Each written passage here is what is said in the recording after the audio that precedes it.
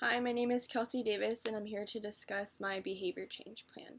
The individual that I worked with has autism and is just actually turned 50 while I was doing this project. We were trying to work on increasing his verbal interactions in comparison to him using sign language. As we know, autism affects an individual's developmental regions. So, one of the development areas that autism affects is language. And without certain language or communication skills, an individual has problems socially interacting, and that can lead to problems getting their needs and wants met. Through research and studies, interventionists and researchers have tried to create plans to help individuals gain more communication skills, and one of these is PECS or the new apps on the iPads. But one of the very beginning interventions was through sign language. And the individual that I worked with knows some sign language, and a problem of learning sign language to communicate your needs is that an individual with some verbal skills may become dependent on using sign language instead of their verbal abilities. So the participant, like I said, is just turned 50. He's a male, and he is living with his mother right now. The setting of the of my project was in their home, specifically in the living room, where he would watch TV and listen to country music at the same time.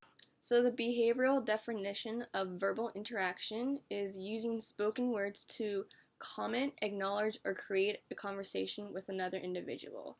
So the person that I worked with, he would be able to shake his head and nod or say one word comment, such as yes, and we wanted to increase him saying more than just yes or no.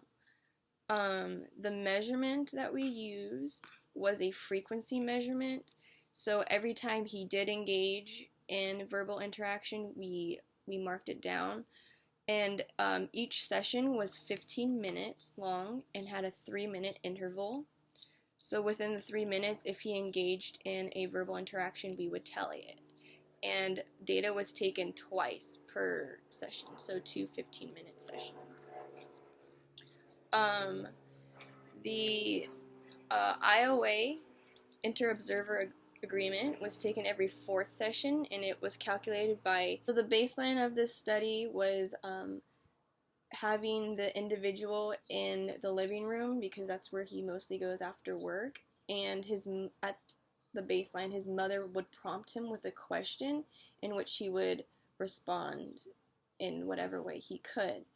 So that session lasted 15 minutes, and there's 2 of them to reach baseline, and data was taken twice. So the intervention that we were trying to implement was that each time the participant engaged in verbal interaction, he was verbally praised by the mother or myself, acknowledging what he said and continuing the conversation, or by responding if he asked a spontaneous question.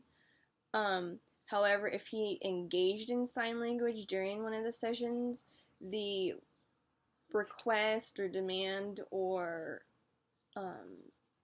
was not reinforced and would be responded to once he uses his verbal communication skills or engages in a verbal interaction. The design of this experiment was an ABAB design that consisted of collecting baseline data twice in each session for 4 sessions, then implementing the intervention for 4 sessions, followed by the intervention not being implemented for 4 sessions, and then lastly re-implementing the intervention for the remaining 4 sessions of the program. The way that this behavior, we are going to collect data on its maintenance and generalization, is to continue having the mother not reinforce his sign language behaviors or his sign language constantly reinforcing him using sign language, but instead more acknowledging and reinforcing when he uses his verbal interactions. And we are working on generalizing this skill and the effect that that he can talk more and ask more things using his words and his voice to other people in other settings other than just his mother in his house. So the results of this program was inconclusive based on the lack of data that was collected. We couldn't find a functional relationship between the two.